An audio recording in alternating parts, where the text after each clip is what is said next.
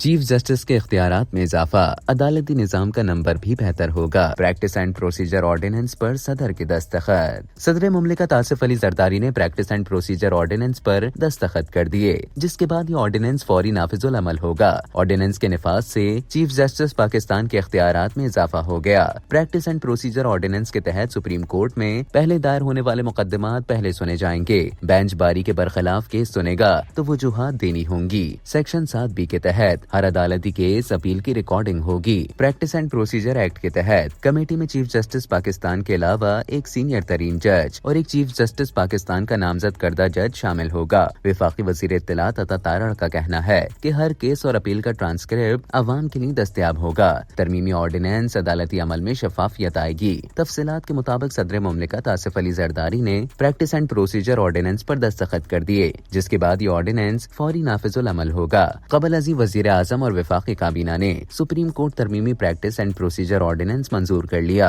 वफाकी काबीना ने सर्कुलेशन के जरिए प्रैक्टिस एंड प्रोसीजर ऑर्डिनेंस मंजूर किया। वजारत कानून ने गुज़िश्ता रोज ऑर्डिनेंस वजीर आजम और काबीना को भिजवाया था। प्रैक्टिस एंड प्रोसीजर एक्ट के सेक्शन 2 की जेली शिक 1 शामिल किया गया है, जिसके मुताबिक पहले दायर होने वाले केस की समाअत भी पहले होगी। ऑर्डिनेंस के तहत प्रैक्टिस एंड प्रोसीजर एक्ट के तहत कमेटी में चीफ जस्टिस पाकिस्तान के अलावा एक सीनियर तरीन जज और एक चीफ जस्टिस पाकिस्तान का नामजद करदा जज शामिल होगा।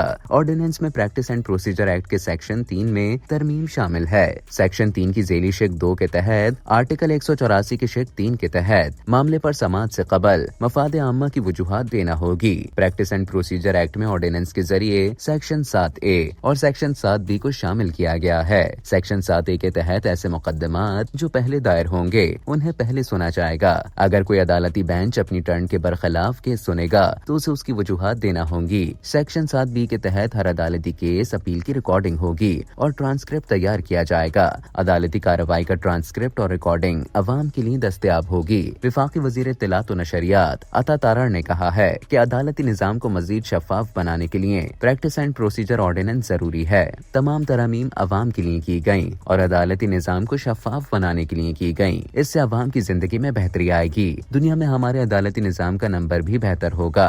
इस्लामाबाद में प्रेस कॉन्फ्रेंस करते हुए अता तारड़ ने कहा कि इस एक्ट में मुनासिब समझा गया कि तरमीम की जाए और सदर पाकिस्तान इस पर दस्तखत कर चुके हैं। इस ऑर्डिनेंस के तहत 184(3) के तहत जो केसेस आएंगे उनमें तहरीरी तौर पर बताना होगा कि ये अवामी अहमियत का हामिल केस क्यों है। इसमें जो एक और हक दिया गया कि 184(3) का जो ऑर्डर सुप्रीम कोर्ट पास करेगी उसके खिलाफ अपील का हक दिया गया है। उन्होंने कहा कि हर केस के दौरान जो भी जज कहेंगे उसका ट्रांसक्रिप्ट तैयार किया जाएगा और वो तहरीर अवाम को दस्तयाब होगी। इससे केसेस के प्रोसेस में शफाफियत आएगी और लोग देख सकेंगे कि क्या रिमार्क्स पास किए गए हैं। अदालती निजाम को मजीद शफाफ बनाने के लिए ये जरूरी है। अब जो केस पहले आएगा वो पहले समाअत के लिए मुकर्रर होगा। जो केस वक्त में पहले आया वो पहले मुकर्रर होगा और ये मुमकिन नहीं होगा कि किसी केस को कतार तोड़कर समाअत के लिए मुकर्रर किया जाए। अता तारड़ ने कहा कि सुप्रीम कोर्ट की चीफ जस्टिस की सरबराही में एक कमेटी बनाई गई थी प्रैक्टिस एंड प्रोसीजर एक्ट के तहत, जिसमें कहा गया था कि चीफ जस्टिस के साथ सीनियर तरीन जज मौजूद होंगे, तो इसमें तब्दीली की गई। अब इसकी सरबराही चीफ जस्टिस करेंगे।